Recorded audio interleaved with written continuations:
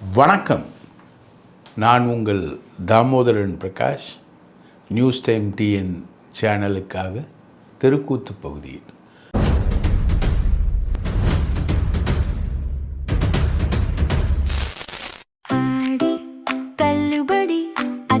பேரும் அல்லம்படி 6 முதல் 60% வரை ஆடி தள்ளுபடியுடன் சூப்பர் சரவணா ஸ்டோர்ஸ், சென்னை, மதுரை, கோவை. நம்மலாம் த்ரிஷா எம்பி ஆவாங்க, வருவாங்க போவாங்க அப்படின்னு தானே நம்ம சொல்லிக்கிட்டு இருந்தோம். ஆனால் இப்போது ஒரு தாவேக்கா தயாரித்து வெளியிட்டிருக்க ஒரு வீடியோ ஒன்று நான் பார்த்தேன். அந்த வீடியோவை நான் உங்களுக்கு ப்ளேவும் பண்ணுறேன். த்ரிஷா டெப்டி சிஎம் ஆனா நீங்க ஒத்துப்பீங்களா? செல்வி ஜெயலலிதாம்மா எவ்வளவோ போராட்டத்துக்கு மத்தியில் சிஎம்மா ஆனாங்க. அவங்க நடிகையாகவும் இருந்தாங்க. மிக சிறந்த அறிவாளி. அவங்கள பீட் பண்ண எந்த ஆணாலையும் முடியல. அவ்வளவு அறிவுஜீவி. எந்த விதத்துல இருந்து எப்படி கொஸ்டின் வந்தாலும் அந்த அம்மாவுக்கு அதுக்கு எல்லாமே ஆன்சர் சொல்ல தெரியும். அந்த அம்மா இருந்த வரைக்கும் பெண் சிங்கம் மாதிரி இருந்தாங்க. ஏன் த்ரிஷாவால ஆக முடியாதா? இத்தனை வருஷம் இந்த சினி இண்டஸ்ட்ரீஸ்ல 15 வருஷம் 20 வருஷத்துக்கிட்ட இருந்திருக்காங்க. எவ்வளவு பெரிய அறிவாளியா இருந்திருந்தா எவ்வளவு பிரச்சனை வந்தாலும் வா வந்து நில்லுங்கிற தைரியத்துல நிக்குது இல்ல. ஏன் வரக்கூடாது? கண்டிப்பா வரும். தாராளமா நிக்க வைக்கலாம். இந்த சிஎம், இந்த டெப்டி சிஎம் மாத்திரம் கிடையாது, இதுக்கு மேல பதவி இருந்தா கூட அவங்களால செய்ய முடியும். நல்ல அறிவாளியான பெண், தைரியமான பெண், கிட்டத்தட்ட பெண் சிங்கம் சொல்லுவேன். கண்டிப்பா ஜெயிச்சு வரும். பெண்கள் அத்தனை பேருமே ஆதரவு தருவாங்க. நானும் அவங்களுக்கு ஆதரவு தருவேன். நன்றி, வணக்கம். அந்த வீடியோவில் என்ன சொல்கிறாங்கன்னா, ஒரு அம்மாவை வச்சு நடிக்க வச்சுருக்காங்க. வழக்கமாக இவங்க விஜய் வர இடத்துலலாம் சில பெண்கள் கதறி அழுவாங்க, கண்ணில் தண்ணி விட்டு அழுவாங்க. அந்த பொண்ணு தான் சென்னையில் விஜய் பிரச்சாரம் பண்ணும்போது ஐநாவரத்துலேயும் அந்த பொண்ணு தான் நிற்கும், ஜிகேஎம் காலனிலையும் அந்த பொண்ணு தான் நிற்கும். ரைட்டா? பார்த்தா அது ஒரு துணை நடிகை. அதுக்கு அதை செட்டப் பண்ணி கூப்பிட்டு வருவாங்க. அதாவது விஜயை பார்த்தோன்னா கதறி அழும் அந்த பொண்ணு. அவ்வளோ தேம்பி தேம்பி அழும்.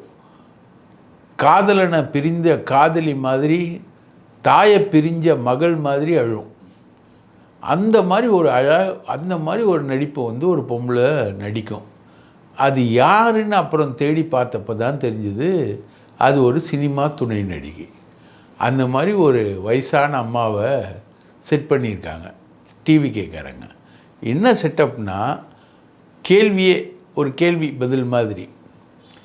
த்ரிஷா துணை முதலமைச்சரானா எப்படி இருக்கும் அப்படின்ட்டு தான் கேள்வி. என்னடா இது, நம்ம எம்பி ஆவாங்கன்னு தான் நம்ம எதிர்பார்த்துக்கிட்டு இருக்கோம். அதுதான் நம்ம சோர்ஸ்லாம் சொல்லுது, எம்பி ஆக்குவாங்க த்ரிஷாவன்னு. துணை முதலமைச்சராக்குனா எப்படி அப்படின்றது தான் கேள்வி. ஏன் ஆக்கக்கூடாது? ஜெயலலிதா அம்மா முதலமைச்சராகவே இருந்தாங்க. எந்த சைடில் எப்படி கேள்வி, எந்த ஆங்கிள்லேருந்து வந்தாலும் அந்த மாட்ட பதில் இருக்கும். அதே மாதிரி தான் த்ரிஷா 10-15 வருஷமாக அவங்க திரை உலகத்தில் முழுக்க ஆண்கள் நிறைந்த திரை உலகத்தில் இருக்கக்கூடிய சேலஞ்ச் எல்லாத்தையும் சமாளிச்சுட்டு வராங்க. அவங்களால முடியும். அவங்க துணை முதலமைச்சராக அவங்களால கண்டிப்பாக சர்வீஸ் பண்ண முடியும் அப்படின்னு அந்த அம்மாவோட வீடியோ எண்ட் ஆகுது. ரைட்டுங்களா? வீடியோவை ப்ளே பண்ணுறோம். இதுதான் இவங்களுடைய செட்டப். இவங்க ரீல்ஸ் அடிப்படையில் ஆட்சி நடத்துகிறவங்க தான். விருதை மகள்னு ரீல்ஸ் போட்ட கீர்த்தனா தான் இன்றைக்கி தொழில்துறை அமைச்சர்.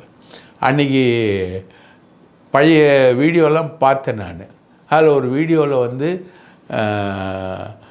தீயணைப்பு வண்டிகள் ஒவ்வொரு ஈசான மூலையிலையும் இருக்கும். சிவகாசியில் முதலுதவி நிலையங்கள் இருக்கும்.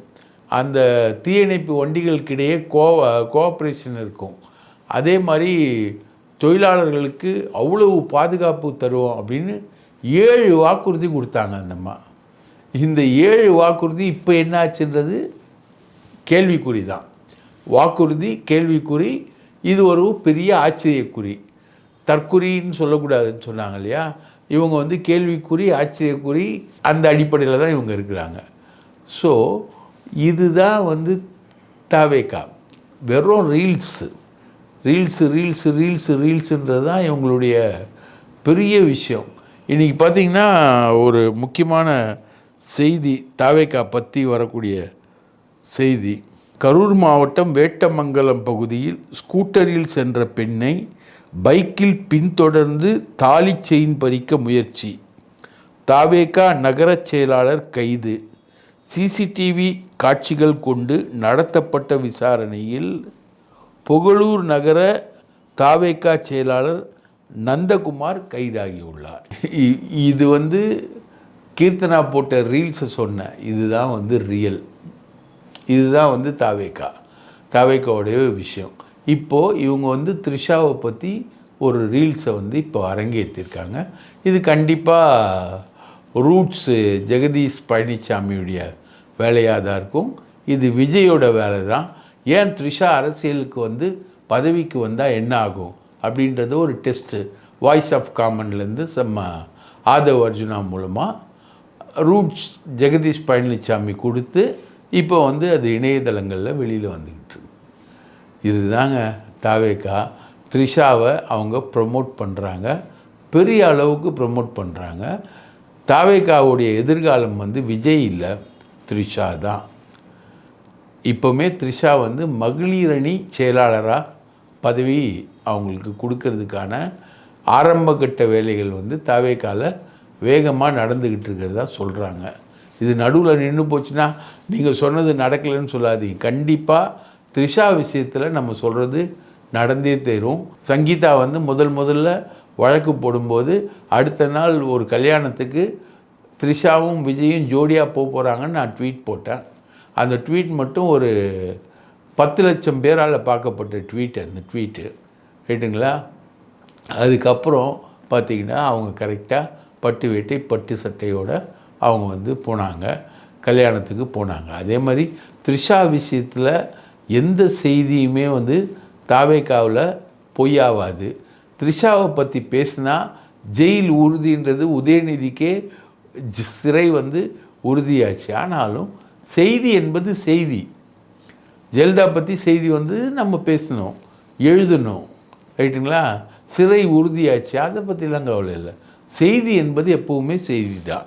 அந்த செய்தியை நம்ம வெளிப்படுத்துகிறோம். இப்போது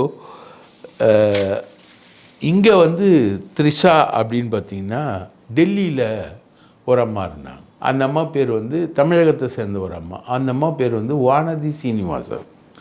வானதி சீனிவாசன் என்ன பண்ணாங்க, அவங்க வந்து தேசிய மகளிர் மோர்ச்சாவோட தலைவர். தேசிய மகளிர் மோர்ச்சா வந்து எவ்வளோ முக்கியத்துவம் வாய்ந்ததுன்னா, பிரதமர் நரேந்திர மோடியே தேசிய மகளிர் மோர்ச்சா விழாவில் கலந்துப்பார், ரைட்டுங்களா. அவங்க வந்து ஒரு 10-15 நாளைக்கு ஒரு தடவை டிஸ்கஷனில் உட்காருவாங்க, மோடியோடவே உட்காருவாங்க.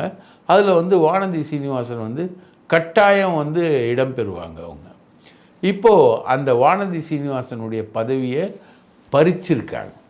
அவங்க வந்து இப்போ தமிழ்நாடு பிஜேபி தலைவராக வரப்போகிறாங்க அப்படின்னு உடனே வானதி சீனிவாசனுக்கு நெருக்கமான வட்டாரங்கள்லாம் வந்து செய்தி பரப்பிக்கிட்டு இருக்காங்க.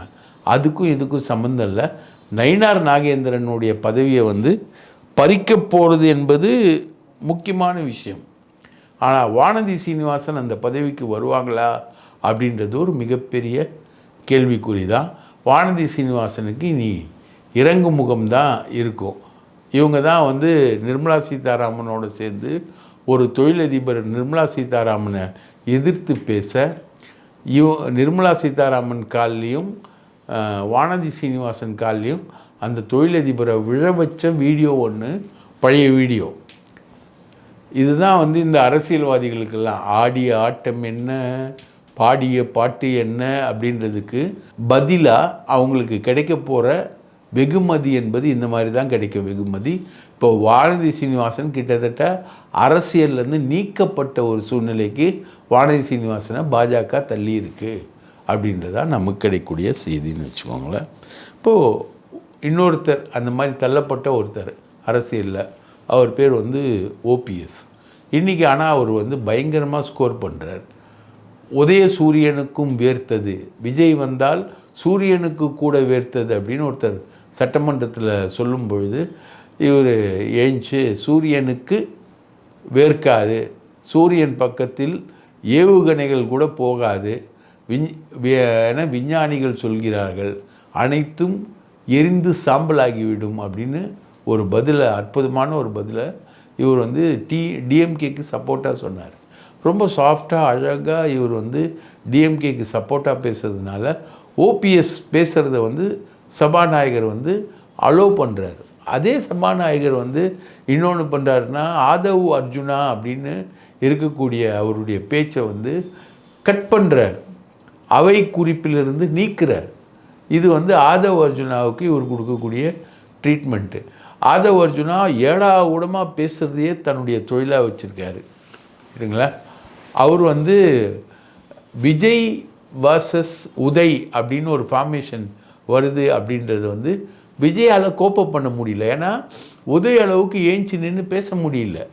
அஃப்கோர்ஸ் உதயம் வந்து குறிப்புகளை வச்சு தான் பேசுகிறாரு. அதே குறிப்புகளை இவர் வந்து குறிப்புகளை வச்சு பேச மாட்டார், குறிப்புகளை வச்சு மட்டும் படிப்பார். இவரால் கோப்பப் பண்ண முடியல அப்படின்னோடனே அந்த விஜய் பிளேஸ் வந்து உதய் வர்சஸ் ஆதவ் அப்படின்னு அவர் மாற்ற ட்ரை பண்ணுறாரு. இது வந்து தாவேக்காவிலேயே நிறைய பேருக்கு பிடிக்கல. குறிப்பாக சபாநாயகர் ஜேசிடி பிரபாகரனுக்கு சுத்தமாக பிடிக்கல.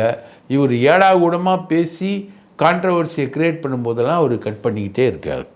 இது ஒரு விஷயம் வந்து போய்கிட்டே இருக்குங்களா.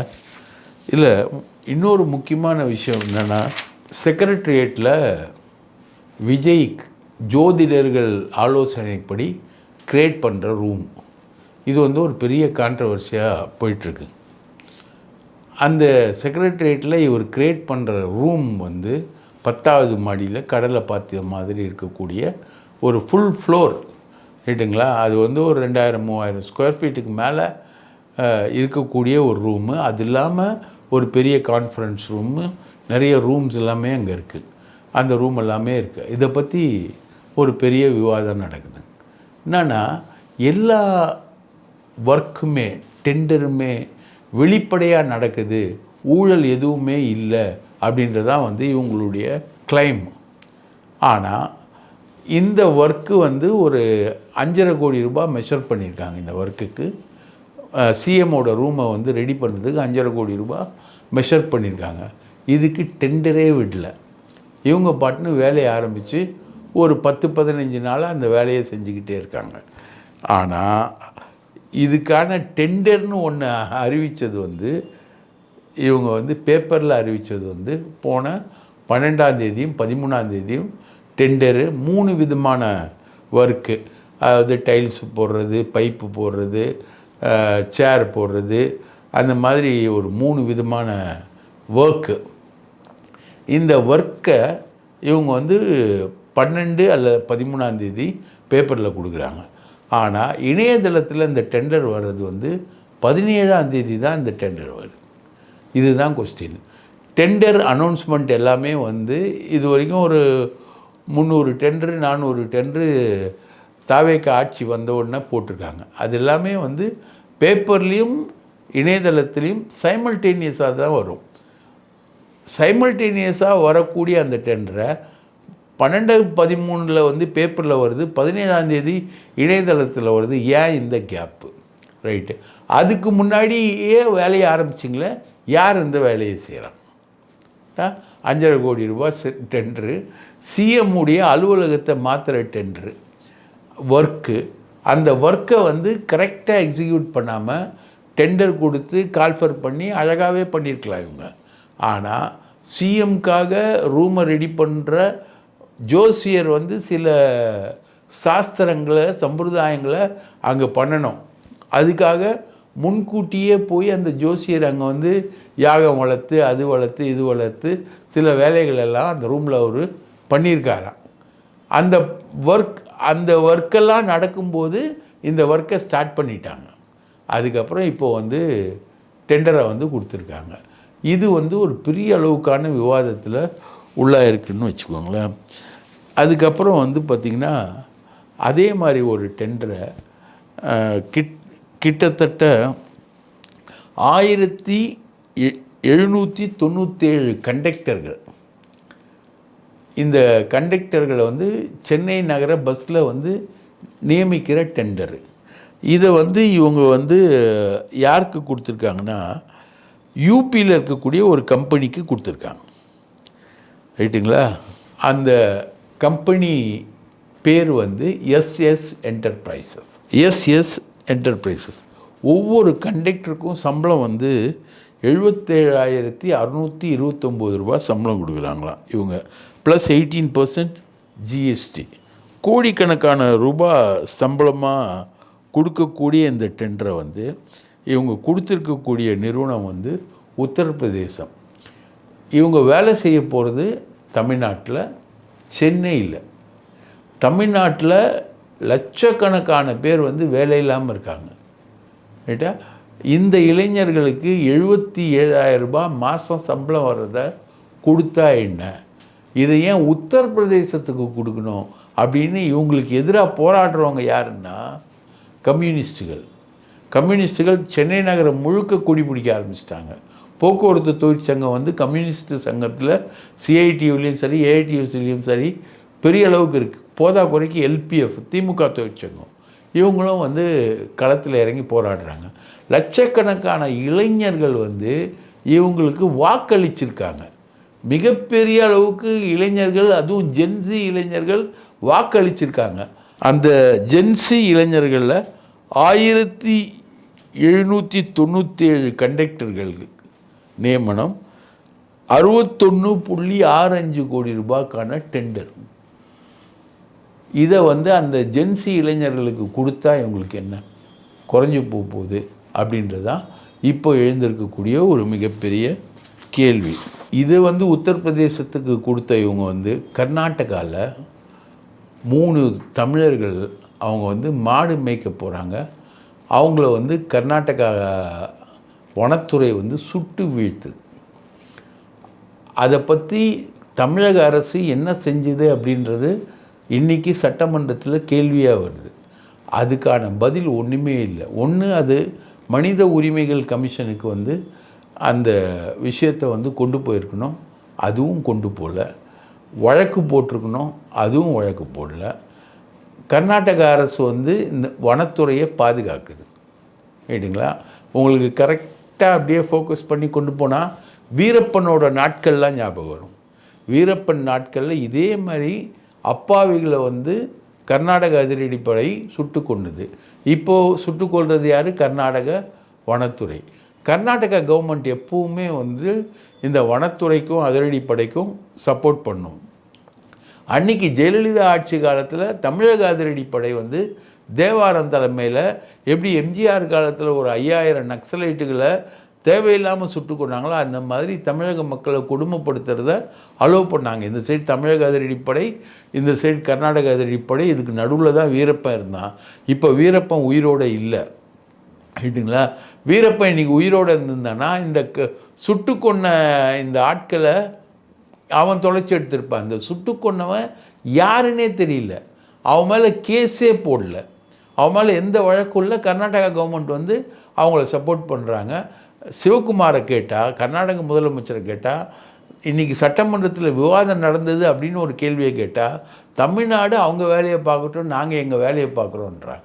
இது வந்து காங்கிரஸ் அரசுன்றதுனால விஜய்க்கு வந்து வீரம் கொப்பளிக்கலை. அப்போது கர்நாடகாவில் செத்தாலும் தமிழன் தானே. அப்போது தமிழனுடைய அதிகாரம், தமிழனோட ஆட்சி அப்படின்ற மாதிரி சொல்லக்கூடிய இந்த ஆட்சியில் நடக்கக்கூடிய தமிழர்களுக்கு நடக்கக்கூடிய அநியாயத்தை தமிழ் தேசியத்தை பேசுகிற திருமாவளவனையும் கேட்கல. இன்றைக்கி அவர் வந்து முதல்வரை சந்தித்து அவர் வந்து எல்லாத்தையும் பேசிட்டு ஸ்டாலினை சந்திக்கல. அவர் முதல்வரை சந்தித்து தமிழ் தேசியம் தொடர்பாக தமிழ்நாடு தனி நாடாக வேணும் அப்படின்ற மாதிரி ஒரு தீர்மானத்தெல்லாம் கொடுத்துட்டு வந்திருக்கார் இவர் திருமாவளவன். இவர் இப்போ ஒரு மாநாடு நடத்தியிருக்கார் உளுந்தூர்பேட்டையில். அந்த மாநாட்டுக்காக செலவுகளுக்காக ஏவா வேலுக்கிட்ட போயிருக்காரு. ஏவா வேலு என்கிட்ட காசு இல்லைன்ட்டார். அதுக்கப்புறம் ஜெகத் ரட்சகன் கிட்ட போயிருக்காரு. அவர் ஒரு 3 லட்ச ரூபா கொடுத்தாரு. வீரமணி கிட்ட போயிருக்காரு. அவர் 1 லட்ச ரூபா கொடுத்துருக்காரு. மொத்தம் ஒரு 4 லட்ச ரூபா கலெக்ட் ஆனவுடனே நேராக ஆதவ அர்ஜுன் கிட்ட போயிருக்காரு. இது மாதிரி மாநாடு நடத்துகிறேன், காசு கொடுங்க, நான் ஃபுல் செலவை நான் பார்த்துக்கிறேன்னு. ஒருவேளை ஆதவ்கிட்டையும் காசு வாங்கலாம், ஏவா வேலுக்கிட்டேயும் காசு வாங்கலாம்னு நினச்சாரோன்னுமோ தெரில. 2 சைட்லேயும் போகிறாரு. அந்த மாநாட்டில் பேசும்போது நான் வந்து திமுகவோட கூட்டணியில் இருக்கேன் இல்லை தாவேகாவோட கூட்டணின்னு மாற்றி மாற்றி சொல்கிறாரு. ஒரு கிளியர் கட்டாகவே வந்து திருமாவளவன் வந்து பேசலை. நம்ம பார்த்த போராளி திருமாவளவன் எங்கே, இன்றைக்கி இருக்கக்கூடிய திருமாவளவன் எங்கே, பார்க்குறதுக்கே ரொம்ப கஷ்டமாக இருக்கக்கூடிய நிலவரம் வந்து ஓடிக்கிட்டு இருக்கு. இந்த சைடில் தமிழன் வந்து செத்து கிடக்கிறான், கேட்குறதுக்கு நாதி இல்லை. அவன் வந்து தமிழ்நாட்டில் செத்தாலும் கேட்குறதுக்கு நாதி இல்லை, கர்நாடகத்தில் செத்தாலும் கேட்குறதுக்கு நாதி இல்லைன்ற நிலைமை தான் இப்போ நடந்துக்கிட்டு இருக்கு. இதுதான் ஒரு தயாரிப்பாளர் என்ன பண்ணுறாரு, இதை வந்து கேட்குறாரு. திருமாவளவனை மட்டும் அவர் கேட்கல, அவர் வந்து ரஞ்சித்தையும் கேட்குறாரு. தயாரிப்பாளர் கம் நடிகர், அவர் பேர் வந்து விஸ்வா. ஒரு திரைப்பட விழாவில் வந்து கேட்குறாரு, போலி போராளிகளாக இருந்தீங்களே நீங்களாம், ரஞ்சித் அவர்களே போலி போராளிகளாக நீங்களாம் இருந்தீங்களே, திருமா அவர்களே போலி போராளிகளாக இருந்தீங்களே, இன்றைக்கி கர்நாடகாவில் தமிழன் செத்து கிடக்கிறான், கேட்குறதுக்கு நாதி இல்லையன்றது அவருடைய மிகப்பெரிய விஷயம்னு வச்சுக்கோங்களேன். இதே திருமாவளவனுடைய பேனரை யாரோ அகற்றிட்டாங்கன்னு தஞ்சாவூரில் மிகப்பெரிய சாலை மறியல் விடுதலை சிறுத்தைகள். சாலை மறியலில் வந்து டிராஃபிக்கில் பாதிக்கப்பட்ட ஆகாஷ்னு ஒரு பையன், அவன் வந்து டிராஃபிக் போலீஸ்காரங்களையும் திருமாவளவன் கட்சிக்காரங்களையும் அவன் வந்து கேள்வி கேட்குறான். அப்போது ஒரு எஸ்ஐ வந்து புலார்னு அவனை அறையிறாரு. அவன் வந்து வேகத்தில் திருப்பி அடிச்சிடுறான். அவன் மேலே மட்டும் 6 செக்ஷனில் கேஸ்.